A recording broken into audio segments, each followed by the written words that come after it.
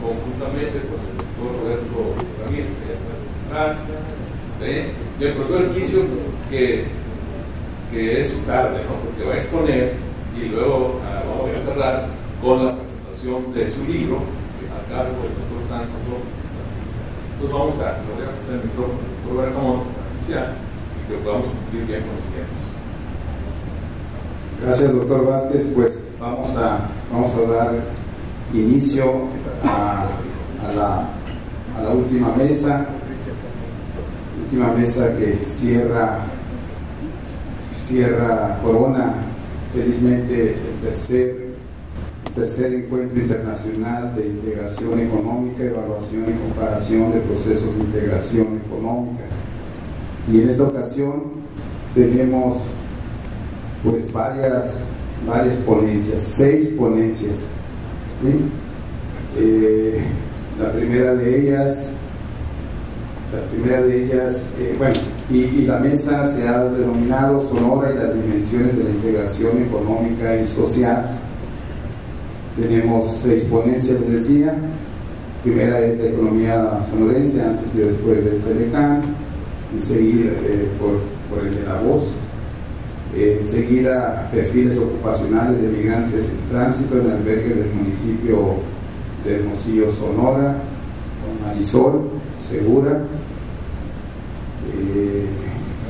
Enseguida, a la Limón, desde luego, con el doctor Roberto Ramírez. Enseguida tendremos a Grupo México, transnacionalización, sindicalismo y efectos sociales, de Leopoldo Santos, del Colegio de Sonora. Posteriormente, México y sus orígenes en las cadenas globales de valor, de Ana Isabel Chávez Arce, de la Universidad de Sonora, de la maestría en integración, que es corresponsable con el doctor Alfredo Erquicio Espinal, aquí presente. Posteriormente estará innovación y encadenamiento productivo en el sector aeroespacial como dinámica de integración económica, de Rosairene Sánchez Fermín, del doctorado en integración económica de la universidad, y de Ramona Flores Varela, del departamento de economía. Y cierra finalmente una ponencia de Marian Ramos Vázquez y Joel Espejel, del departamento de economía, que se llama Transporte Multimodal e Integración Económica, la experiencia de Sonora. De acuerdo al programa, tenemos 20 minutos, pero yo voy a hacer que sea de 15 minutos para que no nos enfademos y podamos desahogar la larga mesa en el tiempo que se está indicando en el programa. El primero pues soy yo. Espero cumplir con lo que dije. Siempre que dicen voy a ser breve, nunca son breves, ¿no? Espero que en esta ocasión sí se cumpla. Entonces, ahí estamos.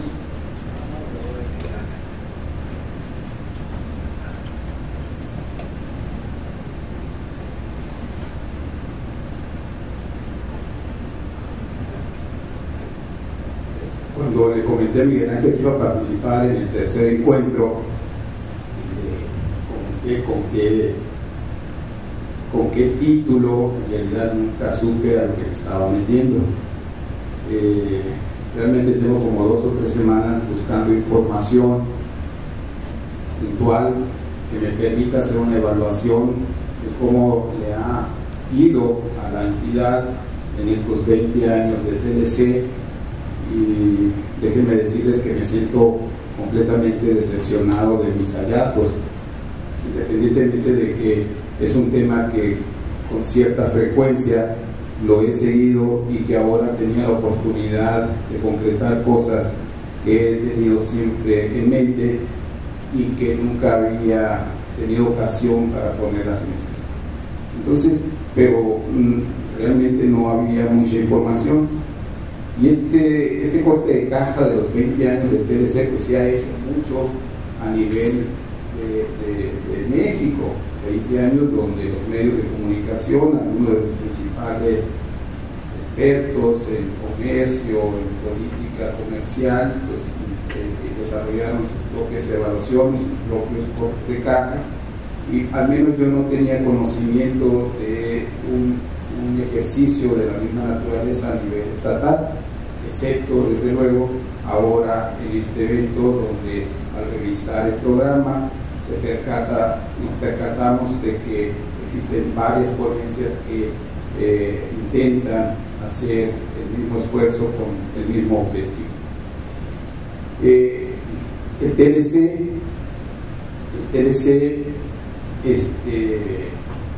como sabemos y lo ha platicado ya el doctor Álvarez por la mañana, aparte de muchos otros propósitos de carácter político que él mencionaba con claridad, sobre todo el que tenía que ver con el TLC, era un instrumento político para garantizar que las reformas estructurales que el gobierno sandinista había desarrollado en los primeros años permanecieran en la eventual posibilidad de que un gobierno populista asumiera las riendas del gobierno federal. Entonces, la única manera de garantizar a los inversionistas y al propio Estados Unidos de que las reformas estructurales que se estaban gestando o que se gestaron en los primeros años del salinismo permanecieran era justamente con un candado de esta naturaleza: establecer un acuerdo comercial con Estados Unidos que garantizara justamente la permanencia de esas reformas estructurales. Entonces, el propósito, aparte de esto, es elevar el intercambio comercial y incentivar la inversión extranjera, cosa que todos sabemos se experimentó en el contexto nacional. Sin embargo, explorar cómo le ha ido a la entidad con esas variables, pues es prácticamente imposible, ya que esas variables no están disponibles a nivel local. Por lo tanto, nos limitaremos a analizar la evolución del PIB total de los sectores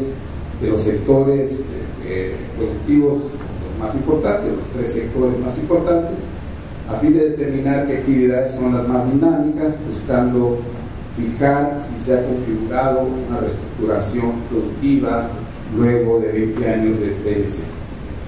Una vez explorado esto, yo lo que intenté es ver si existen nuevas vocaciones productivas surgidas después de 20 años de TLC, dado que a nivel nacional lo que hemos encontrado es justamente que se han desarrollado un conjunto de sectores emergentes que han determinado el carácter productivo de muchas regiones del país.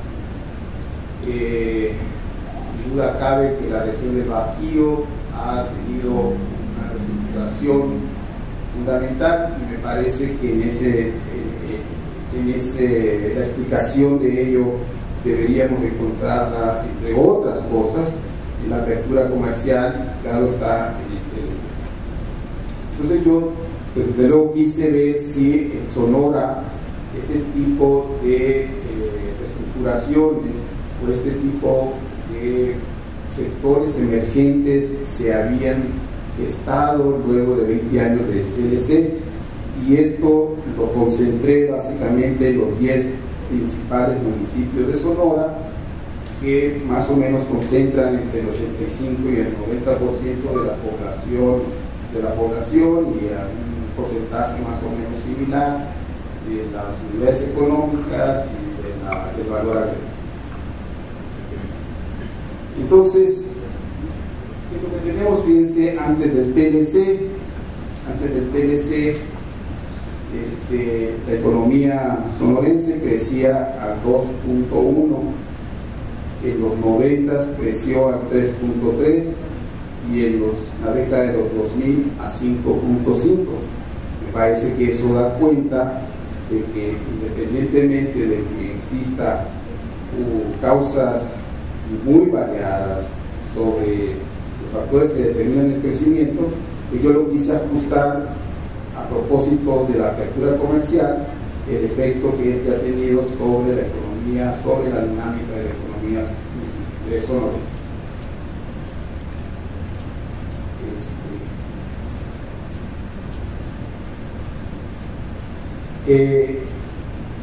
Bueno, si vemos cuáles son los sectores más dinámicos, vamos a encontrar que son justamente los manufactureros, los de maquinaria y equipo. Y eso me permite suponer que existió una reestructuración del PIB, de tal manera que antes del TLC, el sector secundario solamente explicaba el 24%, poco menos del 24% del PIB sectorial, y en el 2012 la cifra preliminar es el 42.8%. Desde luego esto nos da una idea de la profundidad que tuvo las consecuencias de la apertura comercial sobre cómo se configuraba el PIB estatal, y donde desde luego, como veíamos, uno de los más dinámicos es la industria manufacturera, que implicó que el sector secundario a partir de 2000, de 1993, incrementara sustancialmente su contribución al PIB. Esos son los datos duros, los datos que yo encontré más claros.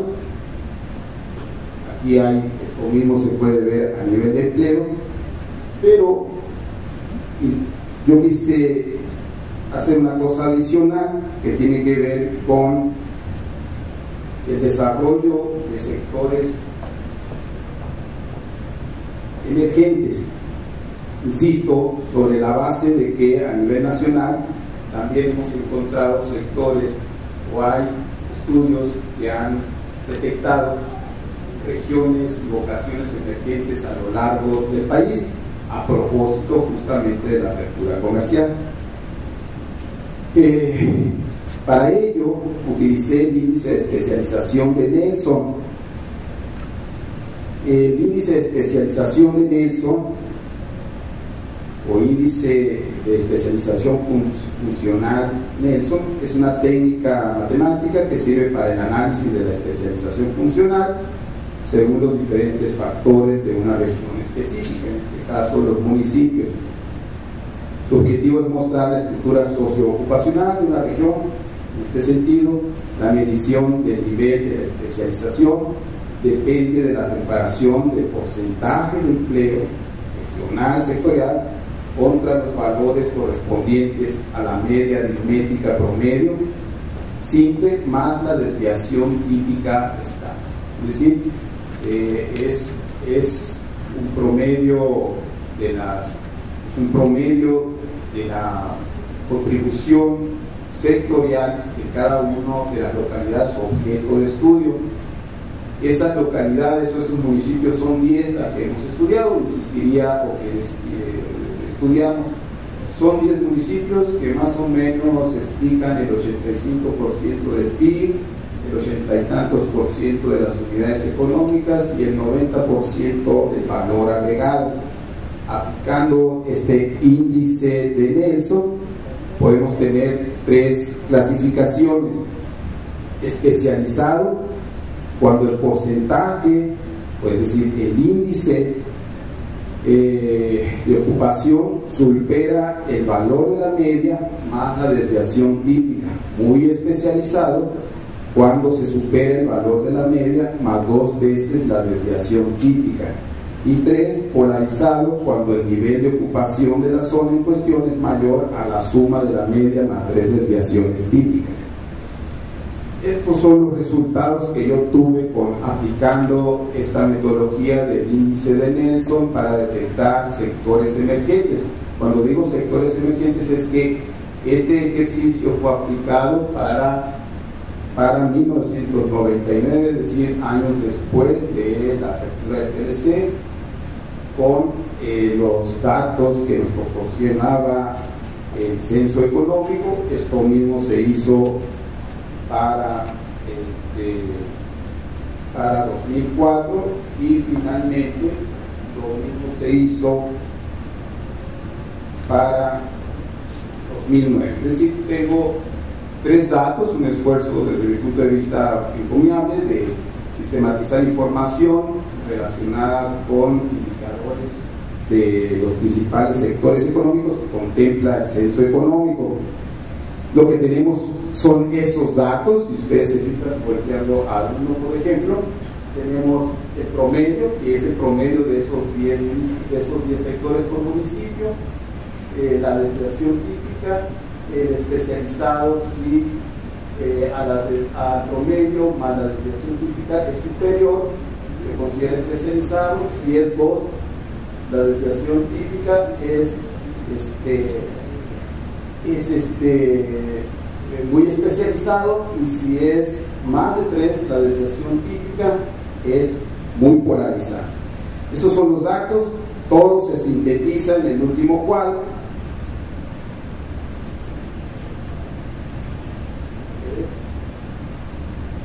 Es ahí está todo lo que el ejercicio que hicimos. Lamento decirles, y eso es lo que lamento más, es que este estudio, utilizando esta metodología, no me generó, y era mi hipótesis inicial, no me generó ningún sector emergente. Es decir, en los 15 años que se estudiaron a partir del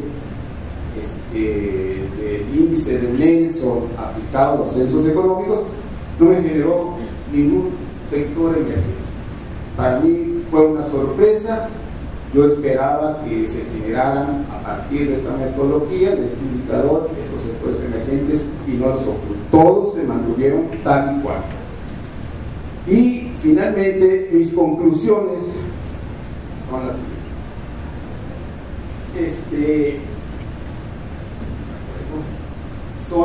El TLC efectivamente aceleró el crecimiento de la economía sonorense, ya lo vimos.